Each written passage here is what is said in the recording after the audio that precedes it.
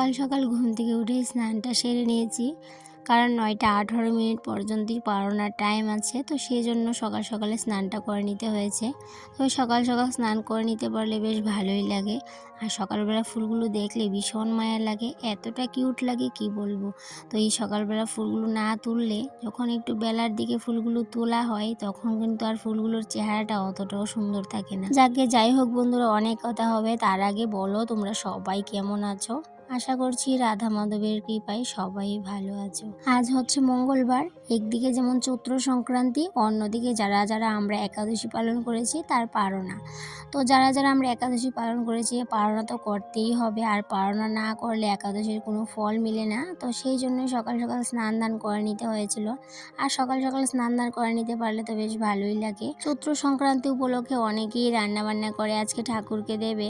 তো সেটা আর আমি করতে পারলাম না, যেহেতু ঘরে গ্যাস নেই, একটাই গ্যাস রান্না করে, তাই জন্য আর সেটার জন্য প্রিপারেশনটা নিলাম না। আর যেহেতু কম সময়ের হাতে, আর এত কম সময়ের মধ্যে আমি ঠাকুরকে অন্ন সেবা অন্নটা করে দিতে পারবো না, সেই জন্য ভাবলাম একটু পায়েসের মতো করে করে দেব। আর যেহেতু পারনা করতে গেলে অন্ন দানা চালে দিতে হয়, তো সেই জন্য ভাবলাম একটু আমার মিনি রাইস কুকারটাতে একটু পায়েস করে দেব। আর এইদিকে ফুলগুলো দেখলেই তো কতটা সুন্দর লাগছিল, পুরো সাজি ভর্তি হয়ে গেছে। আর এতদিন পর্যন্ত এতগুলো ফুল একদমই ফুটতো না, কিন্তু এখন যেহেতু বৃষ্টি হয়েছে আর প্রচুর প্রচুর ফুল ফুটছে গাছে, আর সেগুলো সকাল সকাল তুলতে পারলে তো ভীষণ ভালো লাগে দেখতে। আর এদিকে ঠাকুর করে এসে ঠাকুরের বাসন কুসন মেজে নিয়েছি, তারপর আমার এই মিনি রাইস কুকারটা বার করে নিয়েছি। যতটা সহজ মনে হয় ঠাকুরের কাজকর্ম, আসলে ততটাও সহজ না, কারণ ঠাকুর করে আমি অনেকটা আগেই এসেছিলাম। ঠাকুর ঘর ভালো করে মুছে পরিষ্কার করে নিয়েছি, তারপর বাসন কুসন মেজে তারপর এইদিকে বসলাম এই যে পায়েস করার জন্য। আর এই পায়েস করার জন্য যেহেতু ঘরে দুধ ছিল না, তো ছেলেকে দিয়ে দোকান থেকে ছোটো 2টো প্যাকেট আনিয়েছি দুধের। তো সেটাই একটু হালকা গরম কুসুম গরম জলে একটু গুলে নিয়েছি, তারপর কিন্তু পায়েসটা করার প্ল্যান। আর ভাবছিলাম আজকে ক্ষীর করব। তো পায়েস যেহেতু চাল দিয়ে করে, আর ক্ষীরটা করে যেহেতু অল্প একটু চাল বা একদম ক্ষীরের মতো করে, তো সেটাই ভেবেছিলাম করব, কিন্তু সেটা আর হয়নি। শেষ পর্যন্ত কিন্তু পায়েসই হয়ে গেছিলো।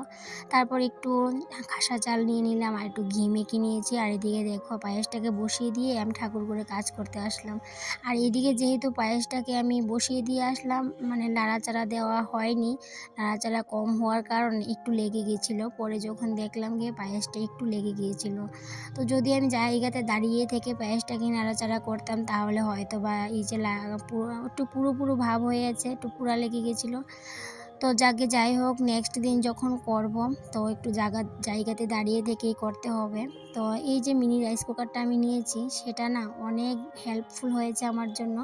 তো ভাবছিলাম রান্নাঘরের জন্য একটা নিয়ে নেব, কারণ অনেকটাই কিন্তু হেল্পফুল এই যে মিনি রাইস কুকারটা, সেটা আমার ভীষণ পছন্দ হয়েছে। এই যে এত টাকা দিয়ে নিয়েছি, সেটা মনে হচ্ছে আমার টাকাটা জলে যায়নি, কারণ অনেক সময় অনেক কিছু কেনাকাটা করে অনেক সময় ভাবি যে টাকাটা শুধু শুধু জলে ফেললাম, কিন্তু এই মিনি রাইস কুকারটা কেনার পর আমার কিন্তু এমনটা মনে হয়নি।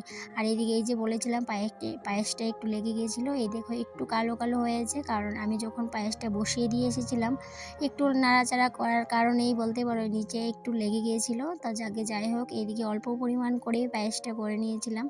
তো একটু অল্প করার কারণ আছে, ভেবেছিলাম প্রথমে ক্ষীর করব, কিন্তু ক্ষীরটা আর করতে পারলাম না।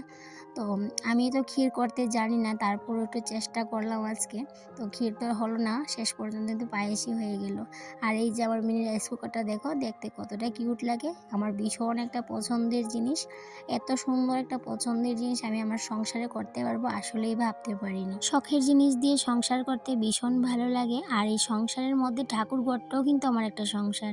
এই ঠাকুর ঘরের জন্য নিত্য নতুন জিনিস কিনতে আমি ভীষণ ভালোবাসি। আর একাদশীর পালনাটা কমপ্লিট করে সোজা চলে আসলাম রান্নাঘরে। আজকে যেহেতু চৈত্র সংক্রান্তি, অনেক অনেক ধরনের রান্নাবান্না অনেকেই করবে আজকে, অনেকেই না সবাই করবে, কিন্তু আমি দেখি কতটুকু কি করতে পারি।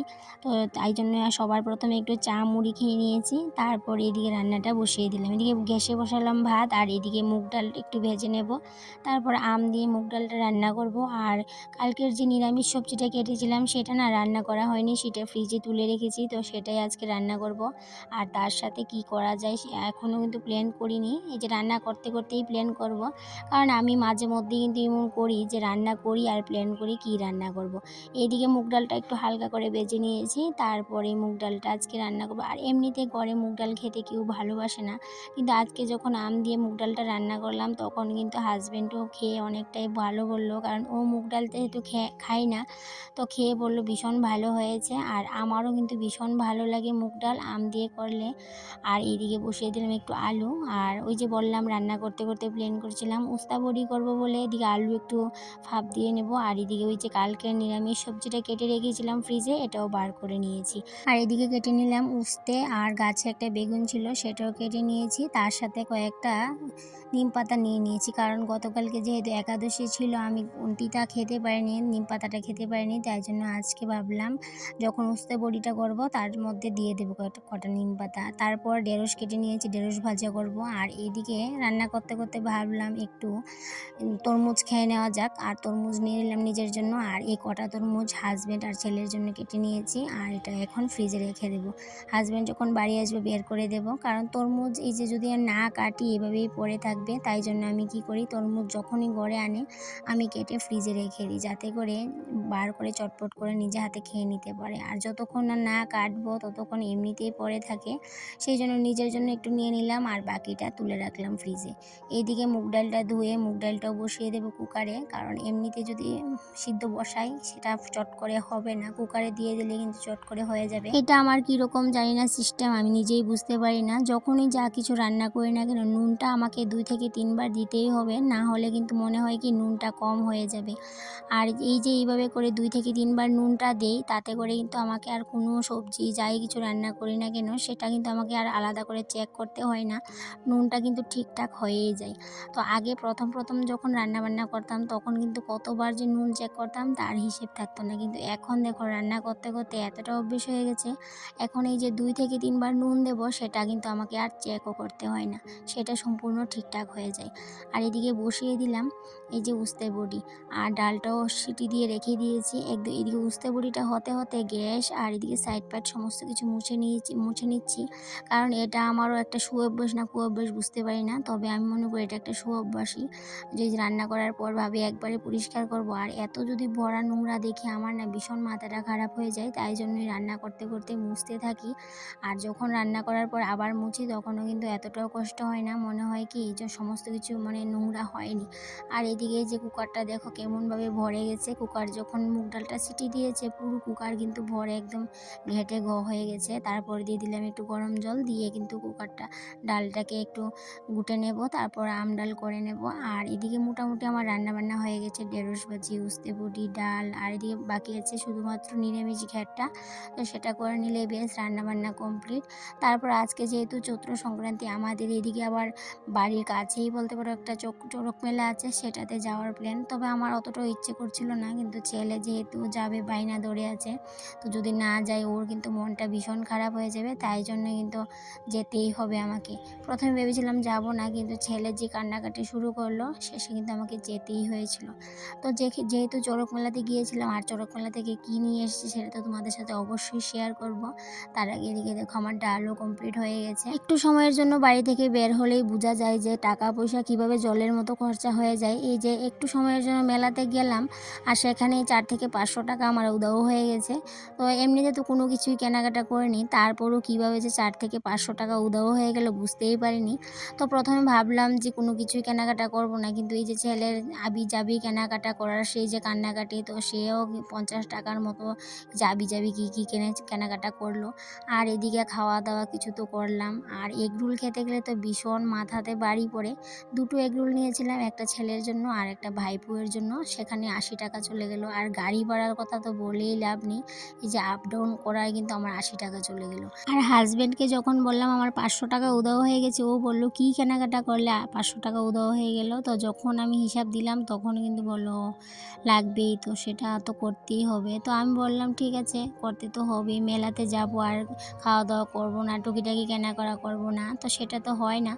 যতই আমরা আমরা টাকা পয়সা একদম খরচাপাতি হিসাব নিকাশ করে করি, কিছু কিছু ক্ষেত্রে আমাদের কিন্তু হিসাব নিকাশ করে একদমই চলতে পারি না। তো যাকগে যাই হোক, কথা বলতে বলতে এদিকে আমার নিরামিষ ঘ্যাটটাও রান্না করে নেওয়া হয়ে গেছে। আর এদিকে দেখো কী রান্না করলাম সেটা তো তোমাদের সাথে শেয়ারই করলাম। এদিকে নিরামিষ ঘ্যাট, উস্তা ভাজা আর ঢেঁড়স ভাজা, ডাল। তো রান্নাবান্না কমপ্লিট হয়ে গেছে। আর বিকালের পর কিছু কাজ ছিল টুকিটাকি, সেগুলো সারলাম। তারপরে চলে যাব মেলাতে। তো মেলাতে প্রথমে ভেবেছিলাম বিকেলবেলায় যাব, কিন্তু বিকেলবেলা আর বের হলাম না। কারণ আগে এমন একটা সময় ছিল চড়ক মেলা কিন্তু বিকেলই শেষ হয়ে যেত, কিন্তু এখন কিন্তু চড়ক মেলাটা শুরু হয়ে মনে হয় কি রাত্র ৮টার পর থেকে শুরু হয়। তো তারপরেও সন্ধ্যে ৭টার সময় গিয়েছিলাম, গিয়ে দেখি কোনো কিছুই শুরু হয়নি, শুধুমাত্র তারা শুরু করেছে। শিবের গাজন পর্যন্ত দেখতে পারিনি। ওই সেটা শেষ করতে করতে মনে হয় রাত্র ১টা হয়ে যাবে। তো ততক্ষণ থাকতে আমার একদমই ইচ্ছে নেই। তো একটু সময় মেলাতে ছিলাম, ঘোরাঘুরি করলাম, দোকানপাটগুলো দেখলাম কী কী উঠেছে। তো তারপরে এদিকে দাওয়ের দোকানে আসলাম, ভাবলাম কি নেব। তো ভাবলাম দাওয়াটাও তো নেওয়ার দরকার নেই, আগে তো গত বছর একটা নিরি কাছে নিয়েছিলাম, হাজব্যান্ডকে নিয়ে দিয়েছিলাম, যেহেতু বাড়ির ঘাস উঠান টুঠান পরিষ্কার করতে একটু কাজে লাগে। তো এই বছর আর তেমন কিছু নেব না ভেবেছিলাম, পরে শেষ অবধি আমি কিন্তু দুটো জিনিস নিয়েছিলাম, সেটা তোমাদের সাথে অবশ্যই শেয়ার করব।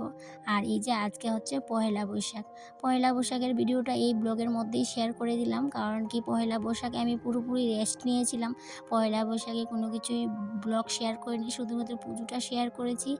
আর পয়লা বৈশাখটা যেহেতু বাড়িতে কাটাইনি, বাবার বাড়িতে চলে গেছিলাম, সেটা তোমাদের সাথে আর শেয়ার করলাম না।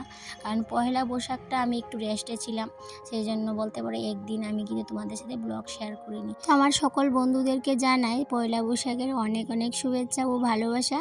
পুরো বছরটা যেন সবার ভালোভাবে কাটে, সুন্দরভাবে কাটে।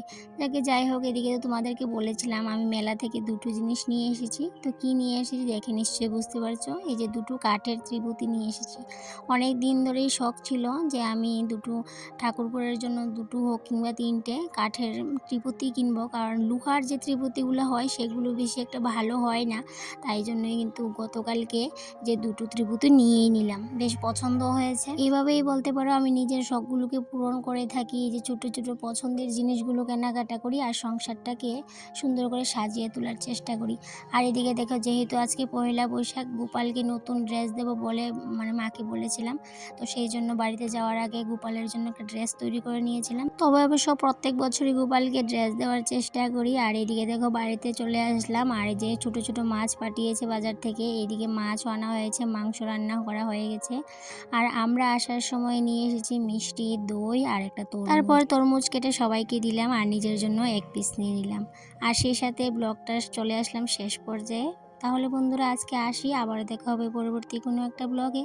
ততক্ষণে তোমরা ভালো থেকো, সুস্থ থেকো আর এইভাবে আমার পাশে থেকো। টাটা।